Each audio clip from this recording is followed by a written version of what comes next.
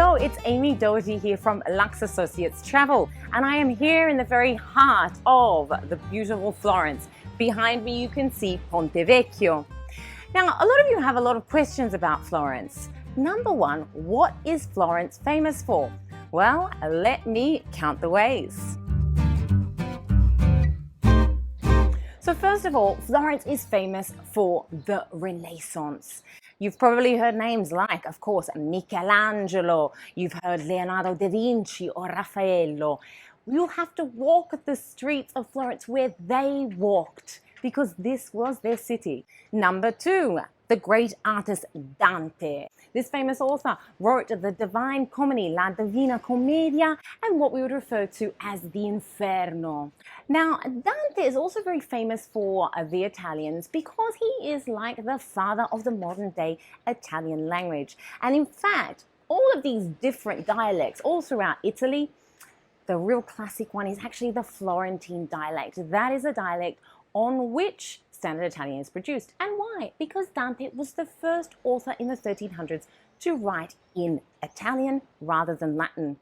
He also had a rather tragic love affair with a girl that he absolutely adored.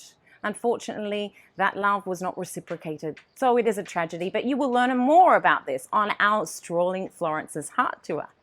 Of course, Florence is also famous for leather. Did you know, however, today it's very hard to actually find really good places for leather? In fact, if you ask us and you ask our guys, we'll be able to point you in the right direction for some really good artisanal leather shops that aren't touristy. But nonetheless, it's not just leather that Florence is famous for, it's also famous for its bistecca fiorentina, its Florentine steak. So if we think about it, leather, cows, bistecca fiorentino, cows.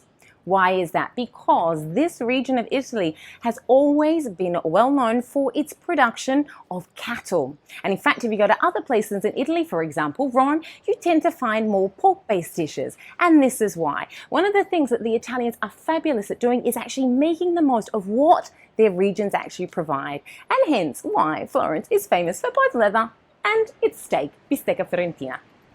And of course, who can forget the magnificent Ponte Vecchio here behind me? In Italian, it means old bridge. And there are some fascinating facts about this bridge. Firstly, it is the only old bridge to survive. This is why we call it Ponte Vecchio. It was built in the 13th century. Now, all the rest of the bridges in Florence ended up being destroyed in the Second World War due to bombings, but Ponte Vecchio remained.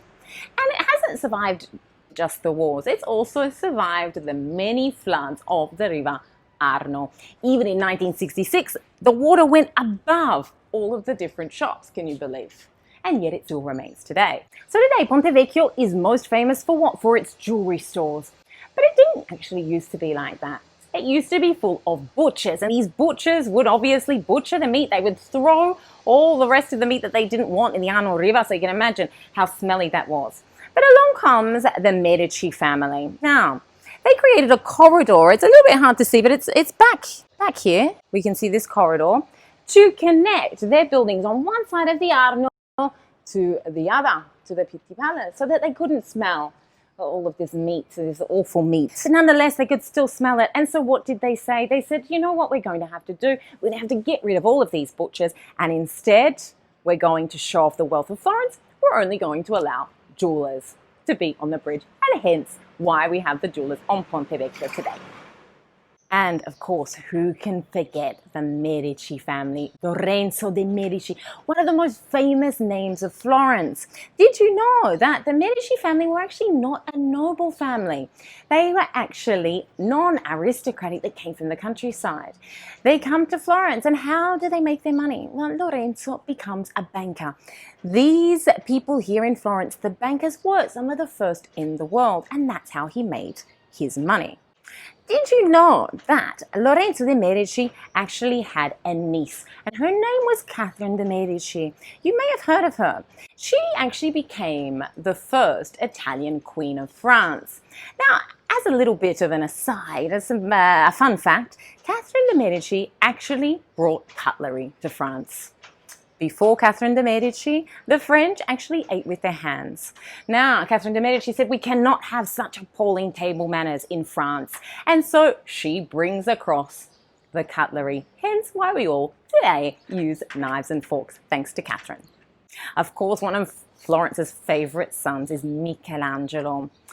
Now, the greatest work in Florence is in the Galleria dell'Accademia, the statue of David. It is one of Michelangelo's seminal works that you have to go to see. It was created in the early 1500s and became an example of the best sculpture for artists for centuries to come. But the question is, why is it that everyone came to Florence? Why Florence? Florence had triple the population of Rome. At certain points, it was bigger than London. It was bigger than Paris. It's because there were lots of important, very wealthy families that wanted to sponsor the arts. It was a way of showing their wealth and their education. So it wasn't just the Medici family. You also had the Strozzi, the Patti. You had all of these different families that sponsored this art to show how educated they were. And so it became a melting pot. It became the place for the best artists and the best writers of the day. And this is really why we have Florence as the Renaissance city par excellence. And of course, we can't forget the famous Duomo, the Cathedral of Florence, and its magnificent dome. So if you would like to see these amazing places and walk the streets of the amazing artists that have made Florence what it is today, you have to book a private tour with us today. Lux Associates Travel. We're looking forward to guiding you.